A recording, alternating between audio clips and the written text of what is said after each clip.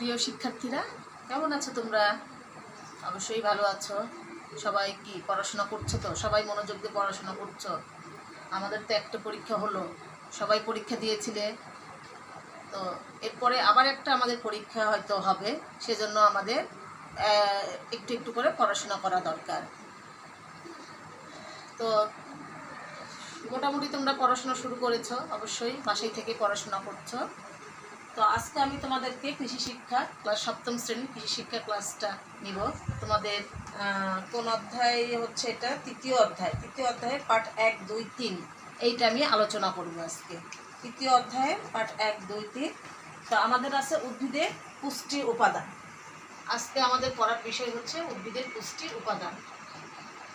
তৃতীয় অধ্যায় থেকে এটা আমি তোমাদের সঙ্গে আজকে আলোচনা করব। পাঠ 1, 2, 3 আলোচনা করব আমি। তো এই পাঠ শেষে শিক্ষার্থীরা শিখবে উদ্ভিদের পুষ্টির উৎস, পুষ্টি উপাদানের কাজ, অভাবজনিত লক্ষণ ইত্যাদি সম্পর্কে জানবে। তো শুরু করি, চলো। পুষ্টি উপাদানটা কি? উদ্ভিদের পুষ্টি উপাদান কি? উদ্ভিদ তার, দেখো আমি এখানে একটু লিখেছি, উদ্ভিদ তার বৃদ্ধি ও পরিপুষ্টির জন্য মাটি, বায়ু, পানি থেকে কতগুলো উপাদান গ্রহণ করে। এই যার অভাবে, যে উপাদানগুলো গ্রহণ করে, যার অভাবে গাছ সুস্থভাবে বাঁচতে পারে না, তাই সেই উপাদানগুলোকেই কিন্তু পুষ্টি উপাদান বলে। বুঝতে পারছো? সেই উপাদানগুলোকেই পুষ্টি উপাদান বলে। অর্থাৎ উদ্ভিদের বৃদ্ধি পরিপুষ্টির জন্য একটা উদ্ভিদ জীব, আমরা সবাই জানি। সে উদ্ভিদটা কি হয়, আমরা যখন একটা বীজ মাটিতে লাগাই বা রোপণ করি বা বপন করি, তখন সেটা কি হয়, আস্তে আস্তে আস্তে আস্তে বড় হয়। অর্থাৎ এই বড় হওয়ার জন্য, আমরা যেমন মানবদেহ যেমন বড় হওয়ার জন্য আমাদের কি বিভিন্ন খাদ্য দরকার, পুষ্টি দরকার, ঠিক তেমনি উদ্ভিদের জন্যও কিন্তু পুষ্টি উপাদান দরকার। তো এই পুষ্টি উপাদানগুলো উদ্ভিদ কোথা থেকে পায়? মাটি, পানি, বায়ু এইসব থেকে গ্রহণ করে। এসব ছাড়া গাছ বাঁচতে পারে না। আর লাভজনকভাবে, মানে আমরা যে উদ্ভিদটা লাগাই সেটাকে লাভজনক করতে হলে এই পুষ্টি উপাদানগুলো সার হিসাবে প্রয়োগ করতে হয়। এই উপাদানগুলোই হচ্ছে পুষ্টি উপাদান। অর্থাৎ মাটি, পানি, বায়ু বা কৃত্রিমভাবে সার থেকে যে উপাদানগুলো উদ্ভিদ গ্রহণ করে সেটাকেই বলা হয় উদ্ভিদের পুষ্টি উপাদান। সহজ কথায় হচ্ছে কি, উদ্ভিদের বৃদ্ধি পুষ্টির জন্য উদ্ভিদ মাটি, পানি বা কৃত্রিমভাবে যে সার প্রয়োগ করা হয় সেখান থেকে যে উপাদানগুলো গ্রহণ করে নিজেদের বেঁচে থাকার জন্য, নিজেদের শরীরের বৃদ্ধির জন্য, ফলন বৃদ্ধি করার জন্য, সেই উপাদানগুলোই হচ্ছে পুষ্টি উপাদান। তো পুষ্টি উপাদানগুলো কি, সেগুলোই আমরা আজকে আলোচনা করব। পুষ্টি উপাদান হচ্ছে, উদ্ভিদের মোট পুষ্টি উপাদান হচ্ছে 17টি। অর্থাৎ বিভিন্ন উৎস থেকে উদ্ভিদ মোট 17টি পুষ্টি উপাদান পেয়ে থাকে বা গ্রহণ করে থাকে। এই 17টা পুষ্টি উপাদানকে আবার 2 ভাগে ভাগ করা হয়। একটা হচ্ছে, 1 নম্বর হচ্ছে মুখ্য, আমি এখানে লিখে নাই, এখন লিখে দিচ্ছি, মুখ্য পুষ্টি উপাদান।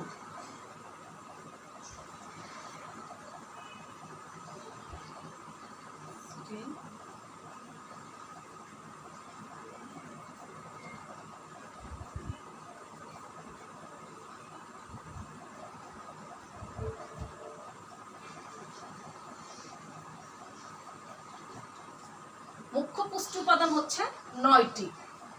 মুখ্য পুষ্টি উপাদান হচ্ছে 9টি। কি কি? মোট 17টি পুষ্টি উপাদান কিন্তু আছে। এর মধ্যে মুখ্য হচ্ছে, মুখ্য মানে যেগুলো উদ্ভিদ বেশি গ্রহণ করে, অর্থাৎ উদ্ভিদের দেহের জন্য যেগুলো বেশি উপযোগী, বেশি দরকারি, সেগুলো হচ্ছে মুখ্য। আর যেগুলো হচ্ছে একটু কম দরকারি, একটু কম গ্রহণ করে, সেগুলো হচ্ছে গৌণ পুষ্টি উপাদান। তো মুখ্য পুষ্টি উপাদান হচ্ছে কি, আমি একটু সংকেত দিয়ে লিখি, এখানে যেহেতু জায়গা কম। কার্বন, তোমরা এমনি বইয়ে দেখো বা খাতায় লিখে নিতে পারো। কার্বন, সিতে কার্বন, তারপরে হাইড্রোজেন, এইচতে হাইড্রোজেন, ওতে অক্সিজেন, তারপর নাইট্রোজেন, এনতে নাইট্রোজেন, পিতে ফসফরাস, কেতে পটাশিয়াম, সিএতে ক্যালসিয়াম, এমজিতে ম্যাগনেসিয়াম। কয়টা হলো? 1, 2, 3, 4, 5, 6, 7, 8। আরেকটা হবে সালফার, এসতে সালফার। এই 9টা, বুঝতে পারছো? সিতে হলো কার্বন, এইচতে হাইড্রোজেন, ওতে অক্সিজেন, এনতে নাইট্রোজেন, পিতে ফসফরাস, কেতে পটাশিয়াম, সিএতে ক্যালসিয়াম, এমজিতে ম্যাগনেসিয়াম, এসতে সালফার। এই মোট 9টি পুষ্টি উপাদান হচ্ছে মুখ্য পুষ্টি উপাদান। আর গৌণ পুষ্টি উপাদান হচ্ছে মোট 8টি। গৌণ পুষ্টি উপাদান হচ্ছে 8টি। এই হলো মোট 17টি পুষ্টি উপাদান। আমি লিখে দিচ্ছি গৌণ পুষ্টি উপাদানগুলোকে। এগুলো আমি সংকেত দিয়ে লিখতেছি। হচ্ছে আয়রন, যেটাকে আমরা এফি দ্বারা লিখতে পারি। এগুলো তোমরা আর একটু বড় ক্লাসে উঠলেই জানতে পারবা। হ্যাঁ, আয়রনকে এফি দ্বারা প্রকাশ করা হয়। এগুলো ক্লাস 8-এ যখন তোমরা উঠবা তখনই তোমরা এটা শিখতে পারবা। হ্যাঁ, তারপরে ম্যাঙ্গানিজ, MN-তে ম্যাঙ্গানিজ, দেখো বই লেখা আছে তোমাদের ম্যাঙ্গানিজ। তারপরে মলিবডেনাম, MO-তে মলিবডেনাম। কপার, CU-তে কপার।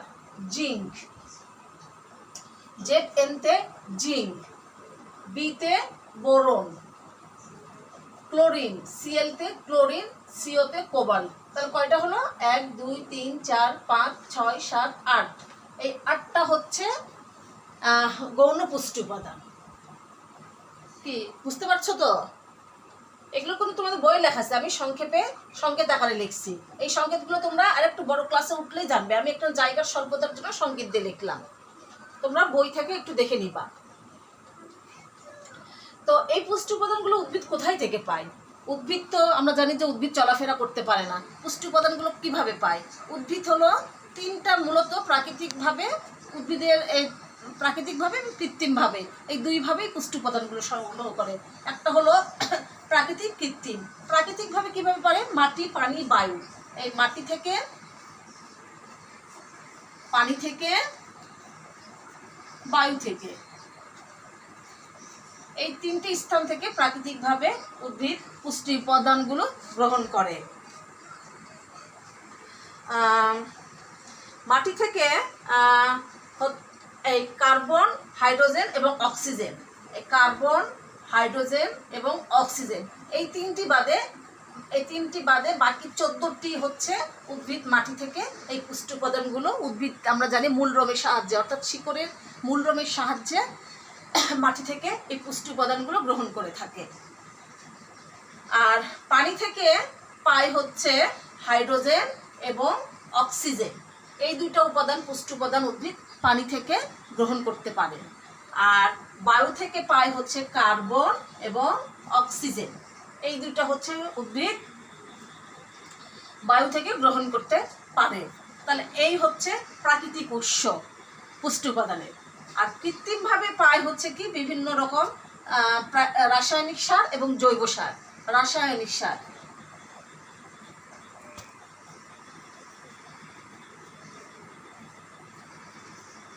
সার 2 নম্বর হচ্ছে জৈব সার।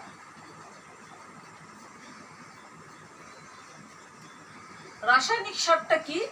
যেটা কারখানায়, কলকারখানায় তৈরি করা হয় বিভিন্ন রকমের সার, ইউরিয়া সার, পটাশ সার, নাইট্রোজেন সার, বিভিন্ন রকম যে সারগুলো বাজারে কিনতে পাওয়া যায়, সেগুলোকে বলা হয় রাসায়নিক সার। অর্থাৎ কলকারখানায় তৈরি সারই হচ্ছে রাসায়নিক সার। আর জৈব সার হচ্ছে খড়, খুঁটো, ময়লা, আবর্জনা, লতা পাতা ইত্যাদি পচিয়ে যে সার তৈরি করা হয় সেটাকে বলা হয় জৈব সার। এইসব থেকে উদ্ভিদ কৃত্রিমভাবে পুষ্টি উপাদান সংগ্রহ করে থাকে, পেয়ে থাকে।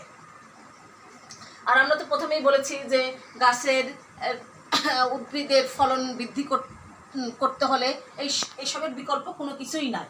এইসব পুষ্টি উপাদান ছাড়া উদ্ভিদ বেড়ে উঠতে পারে না, ফলনও বৃদ্ধি করা সম্ভব হয় না।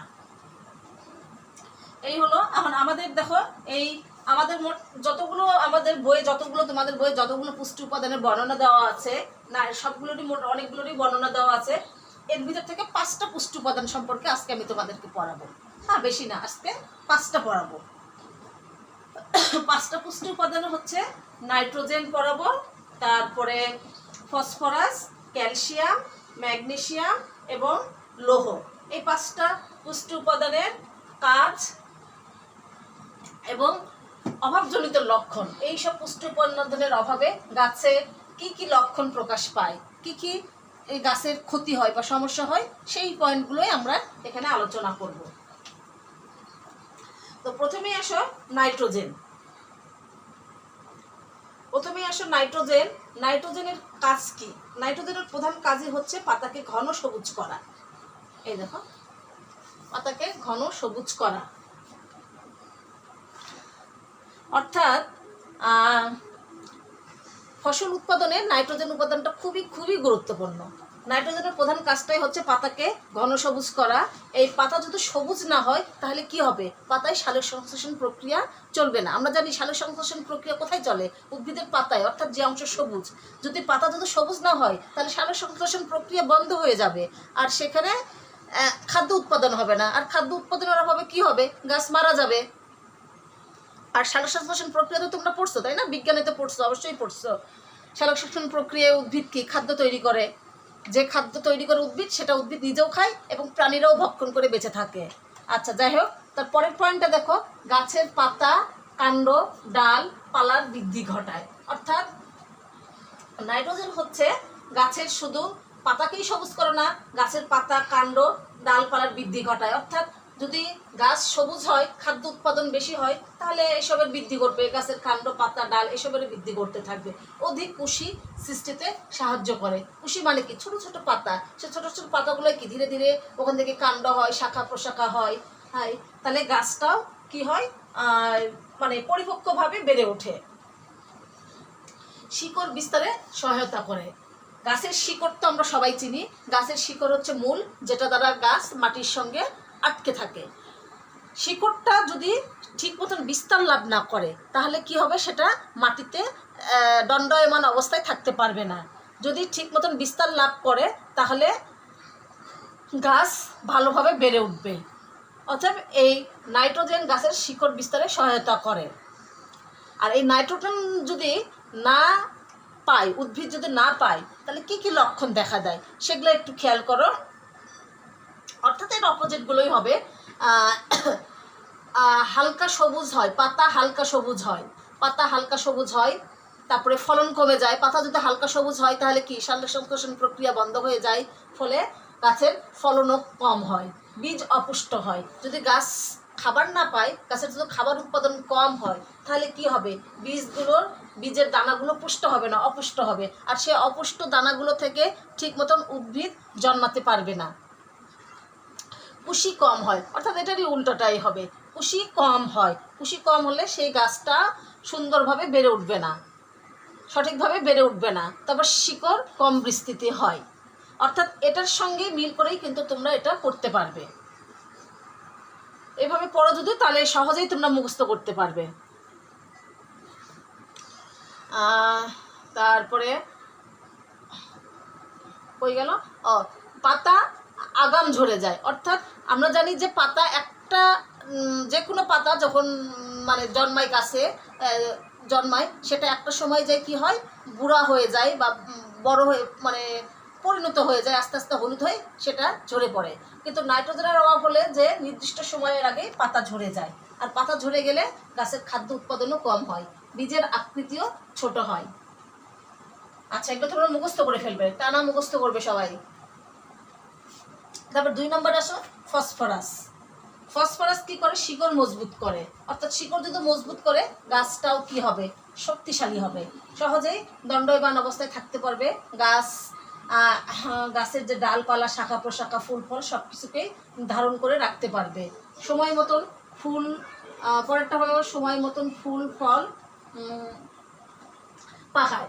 ফসফরাস ছাড়া আরেকটা কাজ হচ্ছে, অনেক সময় দেখা যায় যে ঠিক মতন ফল পাকতেছে না, ফুল আসতেছে না বা ফুল ঝরে যাচ্ছে, সেটা কিন্তু ফসফরাসের অভাবে হয়। তো ঠিক মতন ফসফরাস যদি পেয়ে থাকে তাহলে ফুল ঠিক মতন হবে এবং ঠিক সময় ফল পাকবে। ফসলের গুণগত মান বাড়ায়। যদি ফুল ফল ঠিক মতন হয় তাহলে সে কি হবে? ফসলের গুণগত মানও বৃদ্ধি পাবে। এবং তারপরে এটার অভাবজনিত লক্ষণগুলো দেখো। বিটক মূল বিকাশ হয় না। বিটক কি? মূল কি? একটা গাছ, এই যে গাছের কি থাকে? একটা উদ্ভিদের 5টা অংশ আমরা জানি না কি? পাতা, ফুল, ফল, মূল, কাণ্ড, পাতা, ফুল, ফল, এই 5টা অংশ। তো একটা গাছের তার মূলটা কি থাকে মাটির নিচে, আর বাকিগুলো সবগুলোই থাকে মাটির উপরে। অর্থাৎ এই মূল বাদে বাকি যে অংশগুলো আছে, মানে মাটির উপর থেকে উপরের যে অংশটুকু, এই পুরাটাকেই বলা হয় বিটপ। হয়ে গেল। বিটপ মূল বিকাশ হয় না, অর্থাৎ ঠিক মতন কাণ্ড, পাতা, ফুল, ফল বিকাশ হবে না, মূলেরও ঠিক মতন বিকাশ হবে না। এবং এসব যদি ঠিক মতন বিকশিত না হয় তাহলে কি হবে, উদ্ভিদ ঠিক মতন জন্মাবে না। তবে কোষ বিভাজনে বিঘ্ন ঘটে। কোষ বিভাজনে বিঘ্ন ঘটবে। কোষ বিভাজন মানে কি, কোষের বৃদ্ধি। আমরা জানি কি প্রাণীদেহ কোষ দ্বারা গঠিত, প্রাণী না মানে জীবদেহ। বিঘ্ন ঘটবে। তারপরে গাছের বৃদ্ধি হবে না। যদি কোষের ঠিক মতন বিভাজিত না হয় তাহলে গাছেরও বৃদ্ধি হবে না, পাতা কম হবে, তারপরে আমিষ কম হবে, ফলে ফুল ফল কমে যাবে। অর্থাৎ আমিষ কম হলে খাবারের গুণগত মানও কিন্তু কমে যাচ্ছে। এইসব ফসফরাসের অভাবে হয়ে থাকে, এগুলো মুখস্থ করতে হবে তোমাদেরকে। তারপরে ক্যালসিয়াম, ক্যালসিয়ামটা দেখো, ক্যালসিয়াম হলে মূল, ক্যালসিয়ামের কাজ হচ্ছে কি মূল গঠন বৃদ্ধিতে সহায়তা করা। মোটামুটি সবগুলোরই মানে যে কোনো উদ্ভিদের যে কোনো অঙ্গ গঠনের সবগুলির পুষ্টি উপাদানের মোটামুটি একই রকমের ভূমিকা রয়েছে, তো একটু কম বেশি এই যা। তো মূল গঠন এবং বৃদ্ধিতে সহায়তা করে, উদ্ভিদ কোষকে শক্তি প্রদান করে, উদ্ভিদ কোষকে শক্তি প্রদান করে। অর্থাৎ কোষ কি, কোষেই কিন্তু মানে জীবের বা উদ্ভিদের বা প্রাণীর সবার কিন্তু কাজগুলো কিন্তু কোষেই সম্পন্ন হয়। আর কোষ যদি শক্তি না পায় তাহলে কাজগুলো করবে কেমন করে, জৈবিক যে কাজগুলো তাদের শারীরিক বৃদ্ধি যে কাজগুলো করবে কেমন করে। ক্যালসিয়াম সেই ক্ষেত্রে শক্তি প্রদান করে। তারপর ডাল জাতীয় ফসলের ফলন বাড়ায়। অর্থাৎ ক্যালসিয়াম হচ্ছে ডাল জাতীয় যে ফসলগুলো আমাদের চাষ করা হয়, বিভিন্ন রকম ডাল ফসল, মসুর ডাল, মুগ ডাল, খেসারির ডাল, এইসব ডালের ফলন বৃদ্ধি পায় যদি ক্যালসিয়ামটা ঠিক মতন পায় সেই ডাল জাতীয় ফসলগুলো। তারপরে কাণ্ডকে শক্ত করে, খাদ্যের ক্যালসিয়াম, খাদ্যের যে ক্যালসিয়াম পাই, খাদ্য থেকে যে ক্যালসিয়াম আমরা পাই সেই ক্যালসিয়ামটাও বৃদ্ধি করে। আর এটার অভাবে কি হয়, কচি পাতার গঠন অস্বাভাবিক হয়, পাতার রং বিবর্ণ হয়, কিনারা মাঝে মাঝে হলদে রং ধারণ করে, পাতা ছোট হয়, গাছ খর্ব হয়, ফুল ফল ঝরে পড়ে। সিম জাতীয় ফসলের বৃদ্ধি, সিম জাতীয় ফসলের, এখানে সিম জাতীয় ফসলের বৃদ্ধি ব্যাহত হয়। এগুলো হচ্ছে অভাবজনিত লক্ষণ। আরও একটা আমরা পড়বো ম্যাগনেসিয়াম। ম্যাগনেসিয়াম হলো সালোক সংশ্লেষণে সাহায্য করে। সালোক সংশ্লেষণ তোমরা যখন বড় ক্লাসে গিয়ে পড়বা, সালোক সংশ্লেষণ প্রক্রিয়াটা ধারাবাহিকভাবে পড়বা, ওখানে দেখবা যে ম্যাগনেসিয়ামের ভূমিকা কী। এই ম্যাগনেসিয়াম ছাড়া সালোক সংশ্লেষণ প্রক্রিয়াটা সম্পূর্ণ হয় না। আর সালোক সংশ্লেষণ প্রক্রিয়া ছাড়া কিন্তু উদ্ভিদ বেড়ে উঠতে পারবে না, কারণ উদ্ভিদের খাবার তৈরি হবে না। তারপরে ফসফরাস শোষণে সাহায্য করে। ফসফরাস আমরা কি পড়ছি, সময় মতন ফুল ফল হবে না, শিকড় মজবুত হবে না। তো এই ম্যাগনেসিয়ামটা যদি ঠিক মতন পাই সেটা ফসফরাস, পিতে ফসফরাস আমি এখানে বলেছিলাম, শোষণে সাহায্য করে। চর্বি শর্করা খাদ্য তৈরিতে সাহায্য করে, সবুজ রং রক্ষায় সাহায্য করে। আর এটার অভাবে কি কি লক্ষণ দেখা দেয় ম্যাগনেসিয়ামের অভাবে, পাতার দুই কিনারার মধ্যবর্তী এলাকা হলুদ বর্ণ ধারণ করে, এবং তারপরে বোটা শাখা সরু হয়, নতুন পাতা হালকা সবুজ খাটো সরু হয়, সিমের পুরো পাতা হলুদ হয়ে যায়, পাতা পুরোটা হলুদ হয়ে যাচ্ছে ম্যাগনেসিয়ামের অভাবে। তারপরে ক্লোরোফিল উৎপাদন ব্যাহত হয়। ক্লোরোফিল হচ্ছে কি সালোক সংশ্লেষণ উৎপাদন, মানে রঞ্জক পদার্থ এক ধরনের, পাতাকে সবুজ করে, মানে সবুজ রং উৎপাদন করে এক ধরনের রঞ্জক পদার্থ, সেইটা উৎপাদন যদি ব্যাহত হয় তাহলে পাতার গঠন ঠিক মতন হবে না। আচ্ছা, যাই হোক, আশা করি বুঝতে পারছো। তোমরা একটু এইভাবে বুঝে বুঝে পড়লে বুঝতে পারবা। আরেকটা একটু পড়াই, আমার এখানে নোট করা আছে। লৌহ, অল্প কথাই শেষ করে দেবো আমি। সবুজ কণিকা গঠন করে, ওই তো সবুজ কণিকা অর্থাৎ, আর এই ক্লোরোফিল উৎপাদন, ক্লোরোফিল হচ্ছে একই উপাদান। তাহলে ম্যাগনেসিয়ামের মতন লৌহটাও হচ্ছে কি, লৌহ বা আয়রন সবুজ কণিকা অর্থাৎ ক্লোরোফিল গঠনে সাহায্য করে, বীজ উৎপাদনে সহায়তা করে, ফসলের গুণগত মান বাড়ায়, বাঁধাকপি শালগম মূলা ফলন বৃদ্ধি করে, শিকড় বৃদ্ধিতে সাহায্য করে।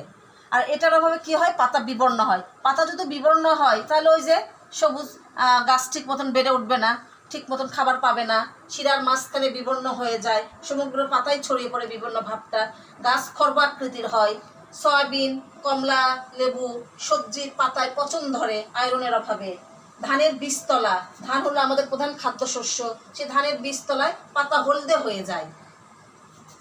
ফলে আমাদের খাদ্যশস্যের ধান হলো যদি পাতা হলদে হয়ে যায়, ধানের গাছ ঠিক মতন হবে না, ধান উৎপাদন হবে না, ফলে খাদ্য ঘাটতিতে পড়বে। তো যাই হোক, এই ছিল আমাদের আজকের পড়া। আশা করি তোমরা এগুলো একটু এইভাবে বুঝে বুঝে পড়বা, তাহলে সহজেই মুখস্থ হয়ে যাবে। আচ্ছা, সবাই ভালো থেকো। আজকে এই পর্যন্তই। ধন্যবাদ সবাইকে।